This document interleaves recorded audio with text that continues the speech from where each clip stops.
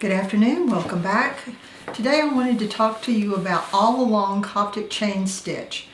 I have been enjoying the miniature book class from Nik the Booksmith, and I have printed out all the books.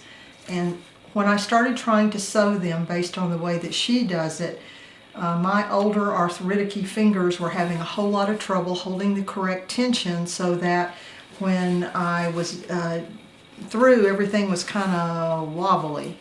So I went back through notes from previous book classes that I had taken and remembered this particular stitch, which I have used in a lot of other books, that works well for me, and I can keep the tension and everything pretty much lined up.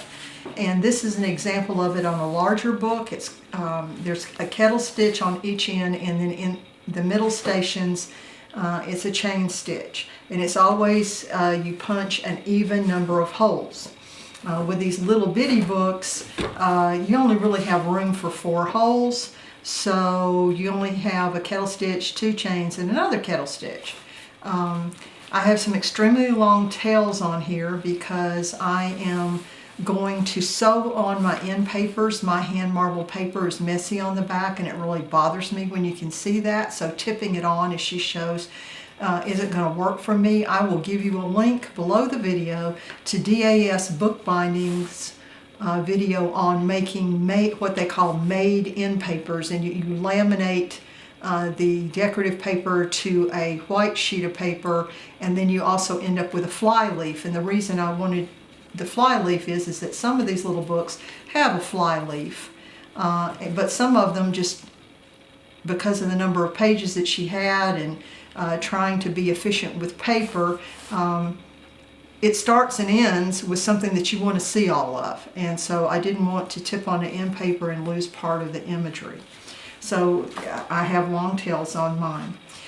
This All Along Coptic Stitch can be used for proper bookbinding with leather and all of those kind of things. For you junk journalers, could you use it for a junk journal? Well, that depends on how much ephemera you put in. This is my journal for this year, and I add little bits of ephemera to mine, and it gets a little bit alligator mouthed, as you may can see here on this side. You know, it spreads out a little bit, but not so bad that it's going to be horrible by the end of the year, and we're already over halfway through the year. So I'm good with that. The other thing, a couple of other little tricks. People were asking about measuring for the thread, and one lady who's obviously very great with mathematics had a mathematical formula for figuring out the thread, but I'm always kind of a practical person, and I want to go fast. So with this kind of stitching, the All Along Coptic Stitch, you need a little bit more than the height of the book for length, times the number of signatures. So this had 6 signatures, so I measured out, and then I added 2 at the end to do the end papers. And that's how I got the length of my thread. The other thing, because I tend to knock things over and get things out of whack, and then trying to figure out the order of the pages, and in this little book it's not a big deal, but if you've done this class, the Alice in Wonderland is about that thick, and it has to be in order for you to be able to read the book. I mark a diagonal line across the spine, and so as I'm sewing, I can see right away if I have moved a signature to the wrong spot. See, if I moved that one to the wrong spot, oops, I could see that right away. So that's another little trick. The other thing of tricks, if you can call them that, is my punching guide. She was using a folded piece of paper as her punching guide and holding it all together. Older, little arthritis, that doesn't work so well, but by cutting a piece of paper, it's about anywhere from 1/4 to 1/2 inch taller than the spine, and making a little hook here, I could snug that up and then punch my holes and holding it quite easily. So that's another little trick. With this small book issue, the other deal is that when you do the chain, you have to go between around the sewing of the previous station and putting a straight needle in and then trying to pull the straight needle back out was, in a very small book where you couldn't get your fingers in, was problematic. So I got a curved needle from the quilting section of the fabric store. Mine fabric store locally is Joann's, but you know, you might have Hobby Lobby or something else. The other thing that's sometimes helpful is if you have a doctor, veterinarian, or anybody in the medical profession friend who can give you either a hemostat or needle carrier. If the needle gets kind of stuck someplace and you're having trouble with your fingers pulling it, being able to grab onto it, that's a really nice little tool to have. This type of stitching begins by connecting the first two signatures together. And once you get this part done, it becomes much easier to do the next levels where you're doing the chain. So you start on the outside of the book, you go in to the first hole or first station, and I'm using a real contrasty thread so you can see it. I had previously videoed this with white thread and you couldn't see what you were doing. You couldn't see what I was doing. So you pull that out to whatever tail you need, and I need at least that much for sewing on my end paper, so that's what I'll leave. If you just need a little bit to tie off, you could just leave, you know, a little bit. So after you've come back out of the signature, you have to cross over to the other signature.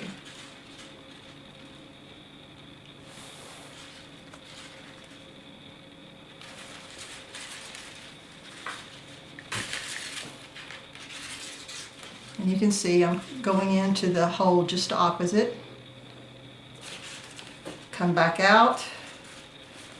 And every time you come out at this stage, you're crossing over into the other signature. So I'm going to go over to this other signature.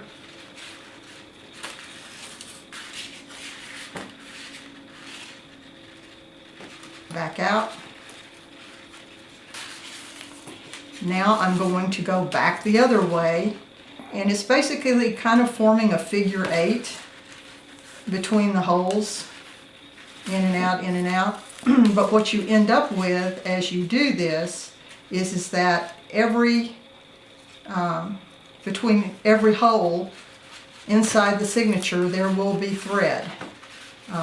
If you saw Nik's video already, she just had thread here and here because she was connecting on the outside of the signature.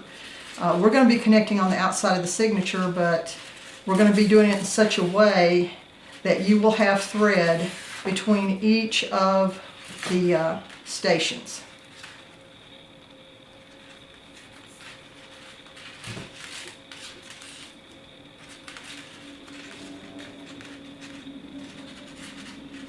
Long tails can be a bit of a pain.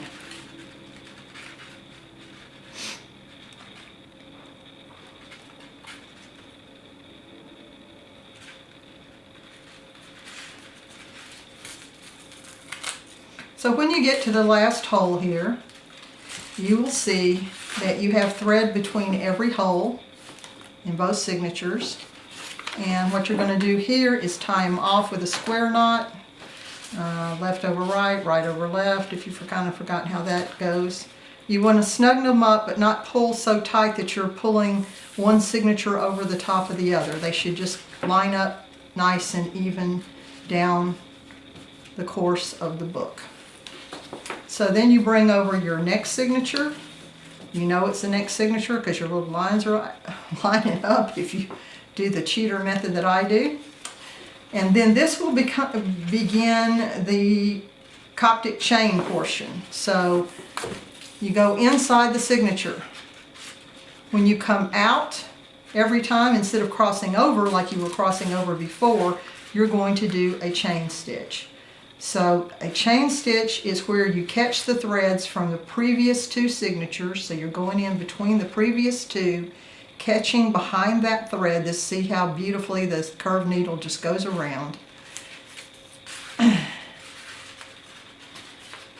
Pull it snug, Should be snug inside and around.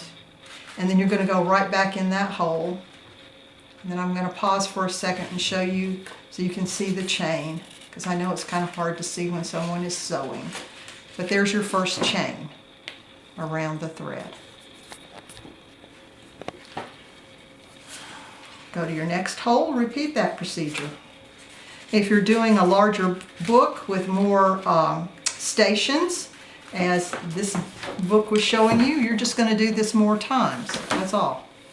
A larger book like that, which is 8.5 by 5.5 text block, you're going to do 6-8 stations depending on how tight you like to do it. And you can see that I'm a pretty tight kind of sewer. So I have gone between, you can see it's between the previous two signatures, pulling that tight, coming back in this hole.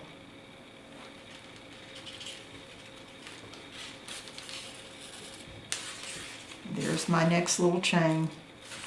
And then on the end, we're going to do the traditional kettle stitch. It's the same stitch that Nik has taught you on several different videos, but you go between those previous two signatures. And when you come out, you have this loop of thread here, and you just come through that loop to form kind of a little hitch knot, hitch loop. And you pick up your next signature. I'll show you one more, and then what I'll do is I'll just go to the end and show you the final tie-off,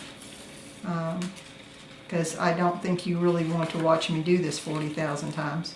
One thing here is that as you're going through, always as you're chaining, check to see that this is tight, because you don't want to have chained, open up, and then see that you've got some funky loop on the inside. It's a whole lot easier to correct it at this stage than it is to have to try to go back and fix it. So the previous two signatures, so not this signature up here, but these two, the previous two, chain under there.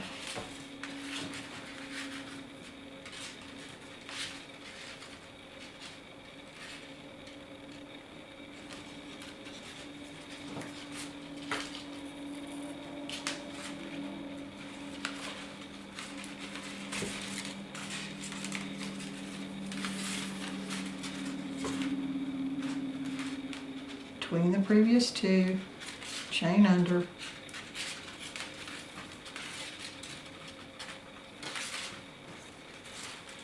back in your hole,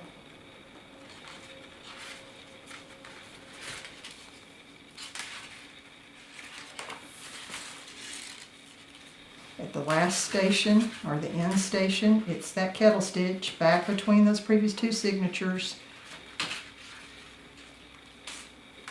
Make your little knot. So this is where I'm going to speed ahead and put these two on. Yeah. So here we are, I've done the final chain stitch. I'm coming out this hole for the last signature.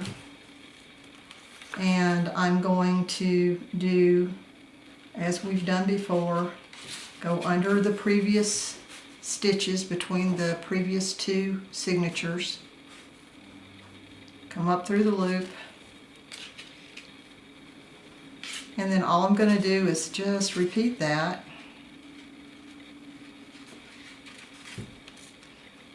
And come out that way. And I find this is a very stable structure because, I mean, there's no wobbling or movement even before it's glued like this one is glued.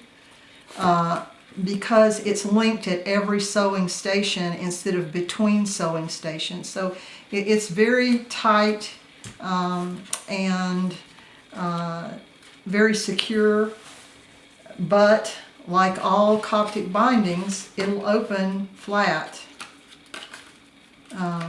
through the entire course of the book. Of course, I wouldn't normally sew with dark brown thread. I'd usually use white, but you couldn't see white when I tried videoing this before, so I'll just cut these out and replace them with the white threads. And when I finish all the books, I'll have a small video showing all my different covers that I did.